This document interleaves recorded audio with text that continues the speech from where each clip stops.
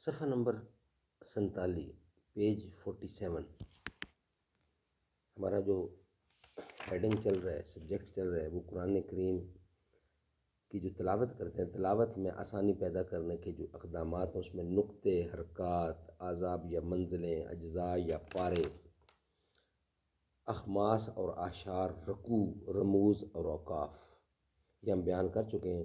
اب قرآن کریم کی جب آیات پڑھتے ہیں تو اس میں توئے، جیم، صاد، میم، لام، ما، اس طرح کی جو چیزیں آتی ہیں، آیت لمبی چھوٹی کرتے یہ کرنے کے لیے جو ریکوائرمنٹ ہے، اس کو پورا کرنے کے لیے اس کو ہم نے بیان کرنا ہے کہ یہ آیات کے بیچ میں یہ جو چیزیں آتی ہیں، کوما اور اس طرح کی چیزیں، وہ کیوں اور کیا ہے اس کا مقصد۔ تو مفتی اعظم پاکستان جناب حضرت مولانا مفتی محمد شفیع صاحب کی یہ تصنیف ہے معارف القرآن،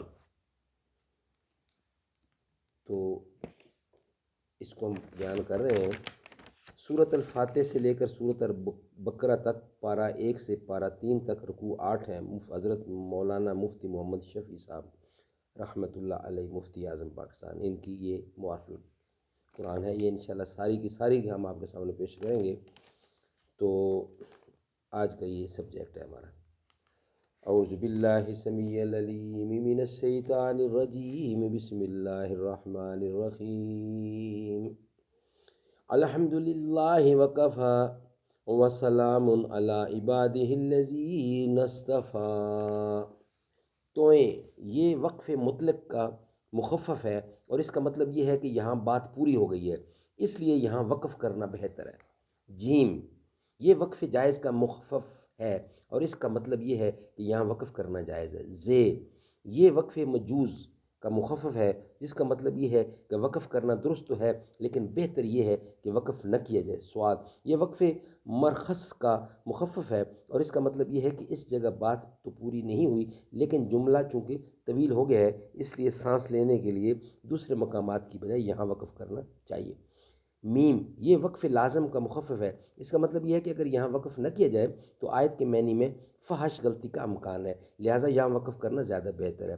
بعض حضرات اسے وقف واجب بھی کہتے ہیں لیکن اس سے مراد فقہی واجب نہیں ہے جس کے ترک سے گناہ ہو، بلکہ مقصد صرف یہ ہے کہ تمام اوقات میں اس جگہ وقف کرنا سب سے زیادہ بہتر ہے۔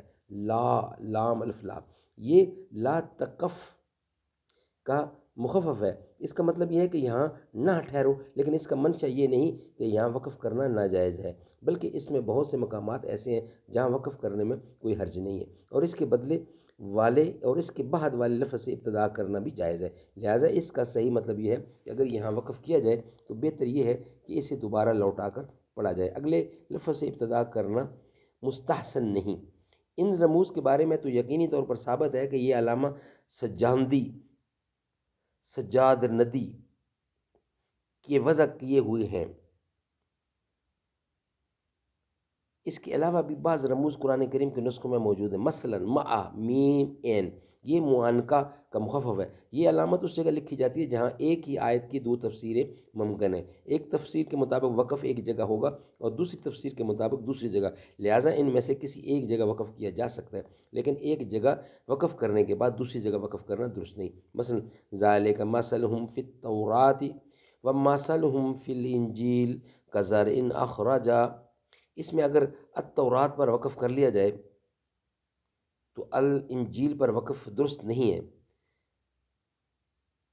مثلہم فی التورات ومثلہم فی الانجیل، یعنی ایک پر وقف کیا دوسرے پر نہیں کرنا چاہیے، اور اگر انجیل پر وقف کرنا ہے تو تورات پر وقف درست نہیں ہے، یہاں دونوں جگہ وقف کریں تو درست ہے۔ اس کا ایک نام مقابلہ بھی ہے اور اس کی سب سے بڑی اور اس کی سب سے پہلی نشاندہی، اچھا اس میں گول دائرہ یہ علامت آیت ہے۔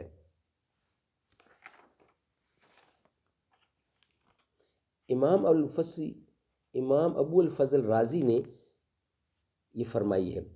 آگے ایک جگہ لکھا ہوتا ہے سکتہ، یہ سکتہ کی علامت ہے اور اس کا مقصد یہ ہے کہ اس جگہ رکنا چاہیے لیکن سانس نہ ٹوٹنے پائے، یہ عموماً اس جگہ لایا جاتا ہے جہاں ملا کر پڑھنے سے معنی میں غلط فہمی کا اندیشہ ہو، جہاں لکھا ہوتا ہے وقفہ، اس جگہ سکتہ سے قدرے زیادہ دیر تک رکنا چاہیے، لیکن سانس یہاں بھی نہ ٹوٹے۔ قاف دو نقطوں والا، یہ کیلا علیہ الوقف کا مخفف ہے، مطلب یہ ہے کہ بعض حضرات کے نزدیک یہاں وقف ہے اور بعض کے نزدیک نہیں ہے۔ کاف فے کف، یہ لفظ کف ہے جس کے معنی ہے ٹھہر جاؤ، اور یہ اس جگہ لایا جاتا ہے جہاں پڑھنے والے کو یہ خیال ہو سکتا ہو کہ یہاں کف درست نہیں ہے۔ سلے سواد لام، یہ وصل الاولا کا مخفف ہے جس کے معنی ہے کہ ملا کر پڑھنا بہتر ہے۔ سل، یہ قد یوسل کا مخفف ہے، یہاں یعنی یہاں بعض لوگ ٹھہرتے ہیں اور بعض ملا کر پڑھنے کو پسند کرتے ہیں۔